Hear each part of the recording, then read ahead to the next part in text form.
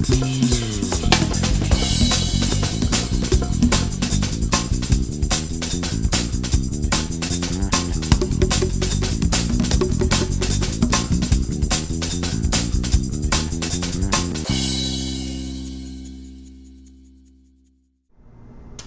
I'm Dr. Mike and welcome to Nfgeeks. Well, this is another Shakespeare Week video, and the topic for this video is the play Othello. And I have so much to talk about with it because it really sort of tapped into my NF-ness this time watching it. I watched two different versions of it. And so not only did I sort of kind of connect with what is Shakespeare's process in terms of writing this as an NF and thinking it through, and really had some profound insights with that, really hit me.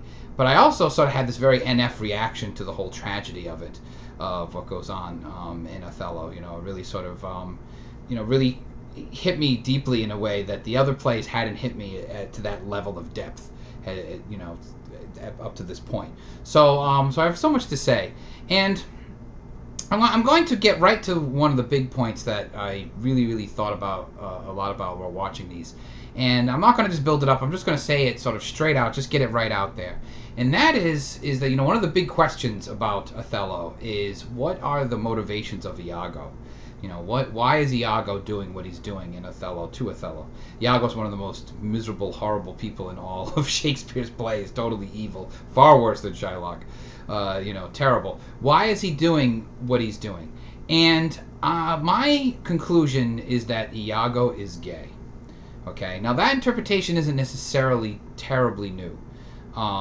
That's been kind of been going around with Iago for a while, for a couple of decades. Actually, people try to play him as gay or whatever.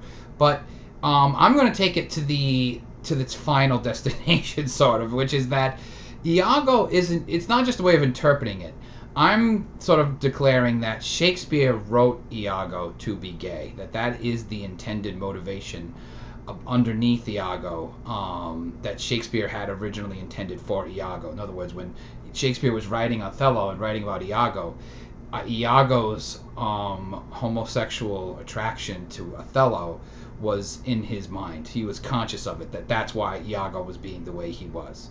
Okay, that it's not just a way of interpreting Iago. That is Iago. Iago is a repressed homosexual, self-loathing and in denial. And in light of that is taking his frustrations out at the object of his love that is not, giving love back to him. And that's what's really going on. And that was intended. That's really the big point that I want to point out here, is that it's not just a way of looking at Iago. After watching it twice and thinking about everything and thinking about things in terms of as an NF watching this and an NF writing it, what would an NF be thinking writing it? I absolutely believe that Shakespeare had this in mind from the beginning. That underneath all the underlying layers, deep layers, buried down in Iago, is this homoeroticism out of control. And that's bringing out his sort of more sociopathic tendencies, and that this was done on purpose, purposefully. Now, why do I say this? The simplest reason, that I could say it, is that if you watch Othello with that intent, so if you go in with that intent, you just assume right from the beginning, right, as soon as you start watching Othello, that Iago's gay, then everything Iago does makes sense. Everything about Iago's behavior makes sense. Why he is doing what he's doing. If you assume that he's a repressed homosexual in denial and self-loathing, and that, underneath everything that goes on makes sense, including the soliloquies, everything that goes on. If you take that out and you have no motivation, or you don't have anything in there, then really, nothing Iago does makes sense. I mean, he gives explanations for his behavior, being passed over for promotion, and thinking that his job, was what the job of Cassio should have been his job, or at one point he accuses Othello of screwing his wife. But really, those things don't really hold, because one, he doesn't keep referring to them. He doesn't seem to care that much. That's his explanation when he's talking to people, but he never says it when he's talking to the audience or having his soliloquy moments. It seems like there's something else underneath there, and if there's nothing there, then there's no reason for him to be this vile. You know, why would he be this vile? And if it is about Cassio, whatever, why is he being vile in this way? You know, why is he not, you know, why is he trying to destroy Othello for it? You know what I mean? When people are competing for jobs, you destroy the opponent. You don't go after the boss. You know, all the directions and motivations are screwed up if you take it out. So Iago doesn't make any sense. Now, you'll read in a lot of academic literature how that, you know, it's kind of okay that Iago has this mysterious, you know, malignant behavior that we don't know what's underneath, but I don't find that very satisfying as an NF, because I know as an NF, as all NFs either consciously know or unconsciously know, there's no such thing as mysterious motivations. Just unknown motivations, either unknown to other people or even unknown to the person, and that's what's really clever about this, the way Iago's written. But it's there. It's nothing. People don't just behave out of the ether. I mean, there's always something there. And NFs know that, and Shakespeare knows that. And the evidence that Shakespeare knows that is, I don't know, every other character throughout the plays, you know, has all these layers of motivation going on, and that we have insight into, that there's something there. So he would take this character and suddenly give nothing. It's just a nothingness underneath there. It's not that it's nothing, it's that it's buried. And it's buried underneath, I think, purposely for lots of reasons. One is to really show how that works when you have these sexual desires that are sort of repressed, that you also hate at the same time, and how that manifests. And also because, why are they repressed and why do they need to be pushed down? Because they're socially unacceptable. So I mean, I think Shakespeare buried and layered these things deep, deep, deep underneath. Okay. So for example, really the play should be called Iago, not Othello. Iago gets more stage time and more lines than Othello. Othello obviously has a presence because it's Othello, but really it's not about Othello. It's really about Iago and what's going on with Iago. Okay. Iago is never honest with anyone, including the audience. And when he's talking in the soliloquy, there's always this lie that's being put up. He's always burying something, hiding something, pushing something down. You know, even when he's all alone, he's not talking to other characters. You know, people often use that phrase, you know, how am I the bad guy, you know, to justify something. People don't realize that's from Shakespeare. That's from Iago. Iago says, how am I the villain? And he's talking to the audience, trying to justify some of the awful things that he does. Like, what? I'm really trying to help out here. I didn't do anything. You know, that comes from him. And what really, really fascinates me is that, and then why Shakespeare is an NF for sure, is that Shakespeare understands, if we take this into account with homosexuality and Iago, Shakespeare understands how it's possible to be completely conscious of your behaviors without being self-aware of your own true motivations. Okay? So Iago is completely aware of what he's doing. You know, his goal is to undermine and totally take down Othello. I mean, he's very conscious of it. He's plotting it out best he can from situation to situation, making best light of it, you know, being totally you know, shallow and fake and phony and manipulating the situations to the best of his ability. But it's all conscious because he talks about it. He talks about it in between doing it, you know, to the audience. I mean, it's known. At the same time, the why he is doing it is a lie even to himself. You know, how am I the villain? You know, I mean, he's even lying to himself about his own motivations, and they're deep, deep, deep, deep, deep down in there. Another amazing thing is that you could see him as gay in terms of the intensity, and but there's no like stereotypical homosexual behaviors or judgments about that either going on. In fact, the only time really homosexuality comes out of Iago is when it spills out, which is what happens when somebody is sort of a self-loathing homosexual in terms of their self-denial and not being in denial of it. The homosexuality spills out in ways and they don't realize it's spilling out. And this happens when Iago is trying to convince Othello that Cassio wants to screw Desdemona, and retells this phony story of him and Cassio sleeping together because they're in the military and they bunk. And Cassio, in a dream, trying to kiss Iago and have sex with Iago, thinking it was Desdemona. And he sort of gives this graphic story. You know what I mean? And there's sort of this weird kind of, yeah, what are you trying to tell me here? thing going on with it.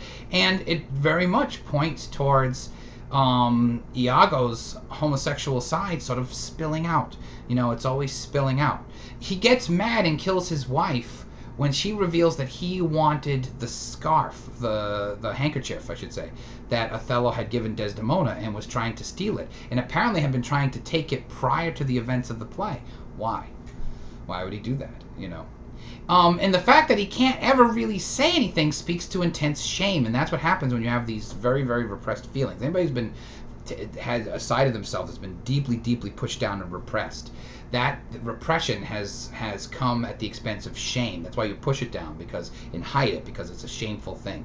And homosexuality, for the longest time, obviously, has been seen as something very, very shameful, and that's why it's very hard to this day, even in this day and age, for people to come out and admit their homosexual tendencies or their homosexuality or whatever. Can't be done sometimes, depending on where you live and what's happened to you.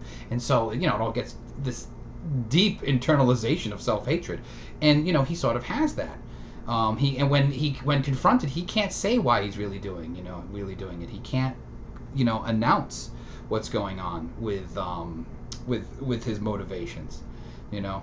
But at the same time, if you really take that in, it becomes apparent that that really is what's going on. Everything is about Othello. Othello is the object of all his obsessions and thoughts. It's all about him, you know. And it's all about being upset at him for not doing something, not giving him some kind of love, some kind of respect, something. It's deeper than a job.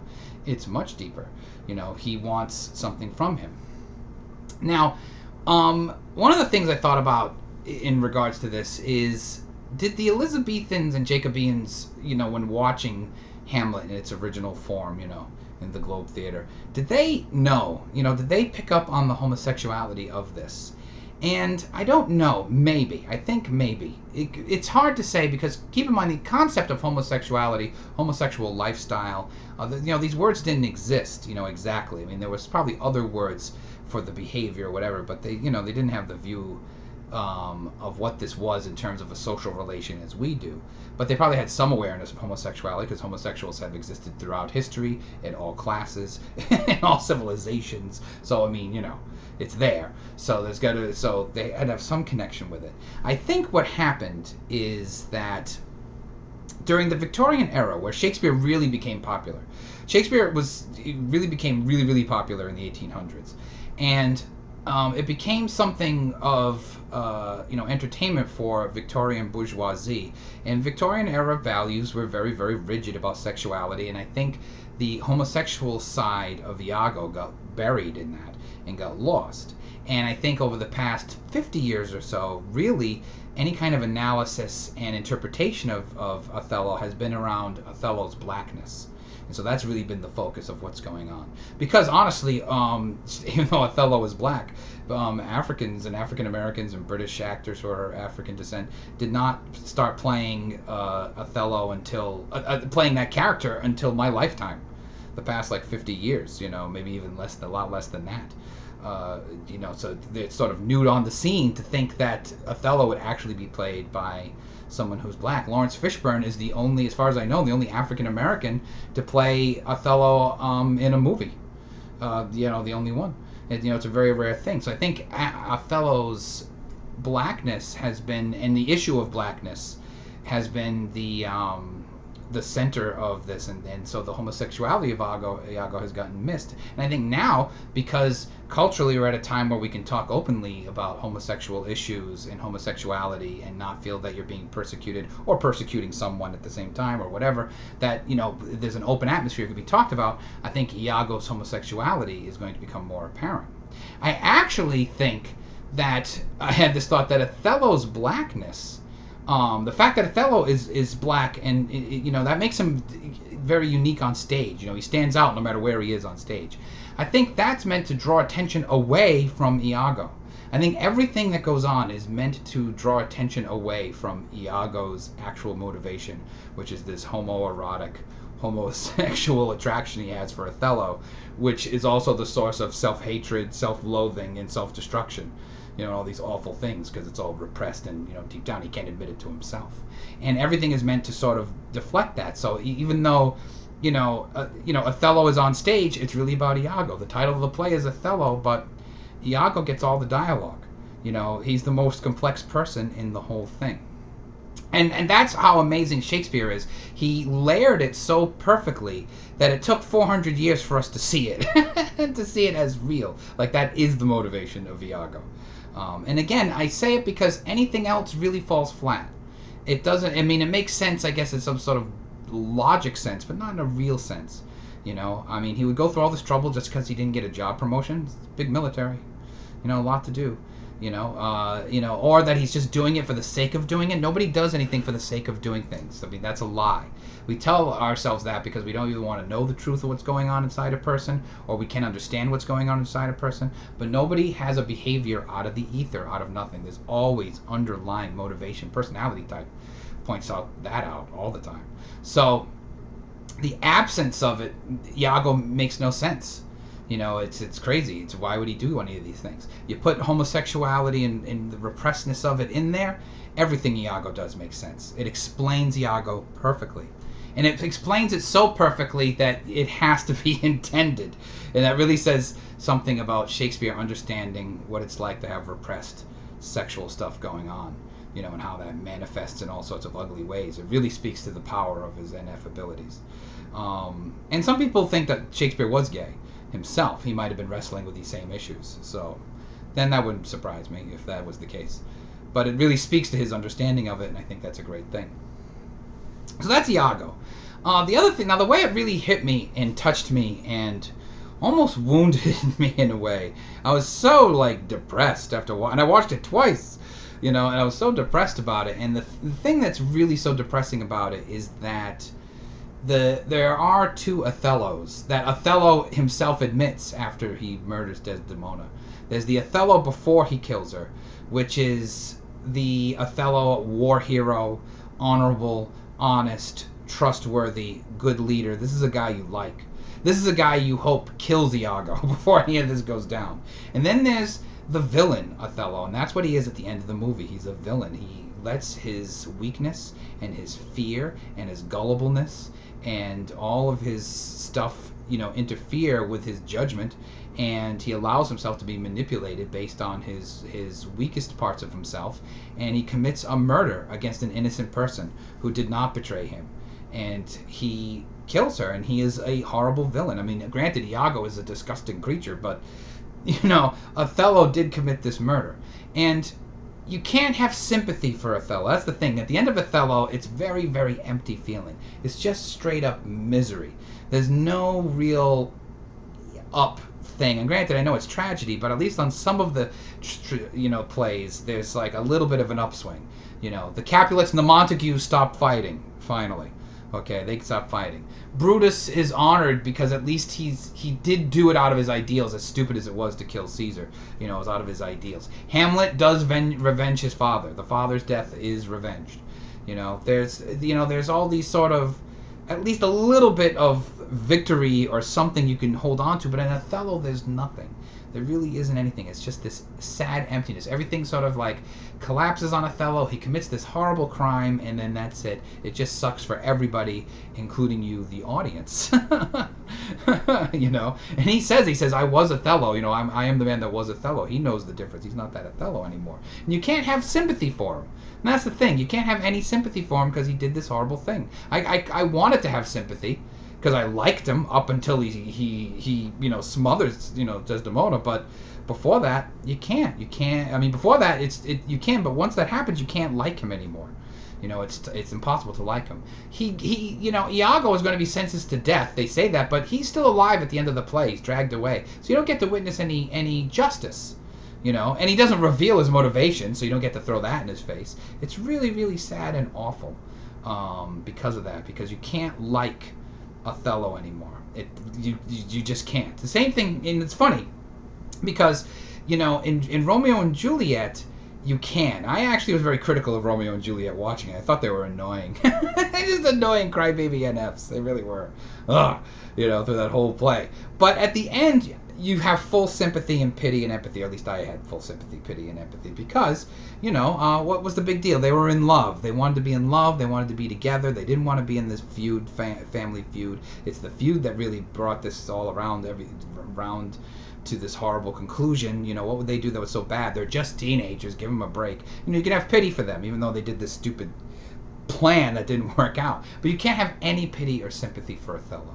And it's funny, talk about it's happening. Something happened with me and Noah that connects to this in a way that's fascinating because, I haven't been talking about Shakespeare or Othello or any of these plays with Noah. He's an ISTJ, you can imagine. He doesn't care. But we were talking about OJ Simpson, just totally independent of all this, the Othello of our time. And Noah was pointing out that how he found it funny because he read that the Terminator movie, the original Terminator James Cameron was thinking of having OJ as the Terminator, but he was too much of a goody-goody. That's why they didn't pick him, and Noah thought that was funny. And I said, well, Noah, there were two OJs. So my generation, Generation X, is the generation that knows that there are two OJ Simpsons, okay? There's the OJ Simpson post-murder, and that's the one we all know, sociopath, crazy person. But there's the O.J. Simpson before the murder, who was this affable, friendly, fun celebrity that everybody loved. Everybody loved O.J., black or white. O.J. was extremely popular. Everybody loved him. Everybody thought he was funny in the Naked Gun movies. I mean, he was in commercials. He was an enjoyed and welcomed celebrity that everyone liked. Everybody thought OJ was a great guy. If you had said the day before the murder, hey, tomorrow a celebrity is going to murder his wife, you'll never guess who it is. No one would have said OJ. Never would have thought to say OJ Simpson. Even if you started narrowing the parameters, a black celebrity, still no one would have said OJ. A black sports celebrity, no one would have said OJ. A black football sports celebrity, no one would have said OJ. A black retired football sports celebrity, still no one would have guessed OJ. Because the O.J. before the murder is very different than the O.J. after the murder. There's this transition that takes place. And that's what happens with Othello. And it's ironic, too, that the two things are very, very similar. O.J.'s sort of his own Iago, too, at the same time. But that there's these two things. There's the Othello before the murder, who you love and respect and honor. And then there's the Othello after the murder, who, he commits suicide. And it's really true tragedy because you feel bad about it, but you don't feel that bad because he did this horrible villainous thing. How can you feel bad for him? So so it left me really empty, and but still that's what tragedy's all about, and it was very, very profound and good for Shakespeare from able to create that kind of profound emptiness that only an INFP could create another NF, profound melancholy. Good for him. Or at least a fellow NF that he did it. And that's it. So thanks for watching. Come join the fun in the Facebook forum for Nfgeeks. You can win a free personality typing in our lottery. Or if you'd like, make an appointment with me via Facebook. Or contact me at nfgeeks@gmail. And you can have a consultation and get personality typed. Cheapest price around town. Come join the fun on Tumblr and Twitter for Nfgeeks, and it's happening. And it's even happening when things are going very bad. And beware of the Iagos. I think that I'll leave on that. There are Iagos, people who are hell bent at destroying your love life for whatever reason, and beware of them. Look out for the Iagos, and they're always somebody close. They're never somebody far away either. Family members. It's always somebody close. I've been the victim of Iagos, so I know. So look out for them. And they're not always gay. Just Iago was.